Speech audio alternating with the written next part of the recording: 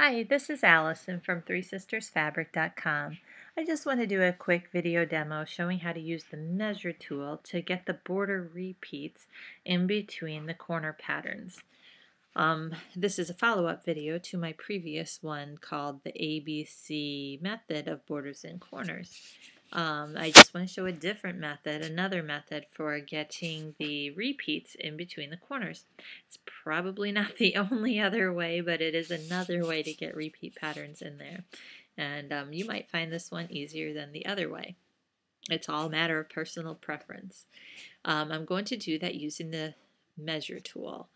I am picking up here where the other video, it didn't leave off, but we've already accomplished this in the other video. We have loaded the Abundant Feathers border pattern and the Abundant Feathers corner pattern.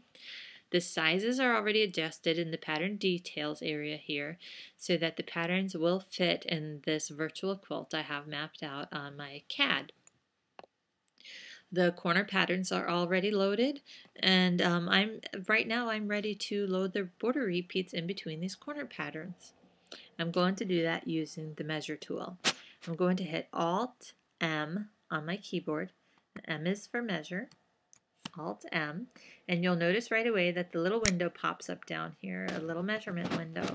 I also have my end snap activated because I want to snap. The measurement I want to get is going to be from the end of the corner pattern on the left to the start of the corner pattern on the right. That's my measurement I want to get. I'm going to left click on the end of the corner pattern on the left and left click on the start of the corner pattern on the right.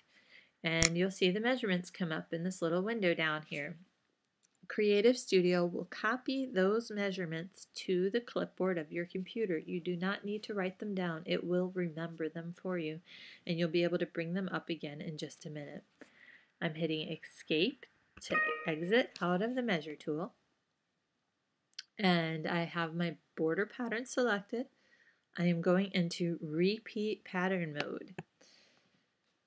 In repeat pattern mode, I want to focus on the repeat settings. My pattern details were already taken care of in the pattern details area a while ago. Okay, I want to focus right now on the repeat settings, and what I'm interested in is the total width. The total width I want all these repeats to be equaled at. I need to right click on that. Do not left click on that number at all. Don't do anything to it, otherwise you won't be able to pull up that clipboard. Just put your mouse right over it and immediately right click. And that will bring up this click to transfer window, and those are the last measurements you just took. Select your length there, and notice how it automatically calculated 3 repeats to go in between the total length. Start end control is on. That is critical that it is on.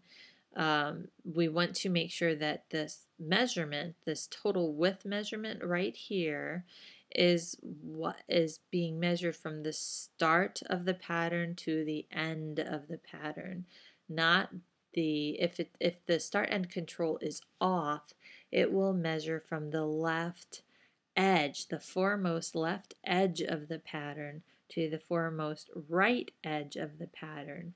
This 42.88, that will be the measurement, and that's not what we're interested in. We're interested in making sure from the starts to the end that that is this width right here. So do make sure that is on. And I'm just going to say OK to put them on the screen.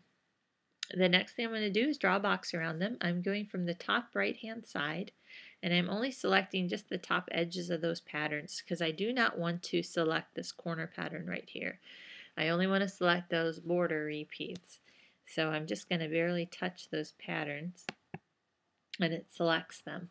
My other option for selecting those patterns is to go from the top left side. I can go from the top left side, but then I have to draw my box around the patterns, and it will select only the patterns that the box entirely encompasses. That's another option for selecting patterns. My end snaps are on. My end snap handles are on. My end snap is depressed here. And all I'm going to do is take this handle and snap it to that corner pattern.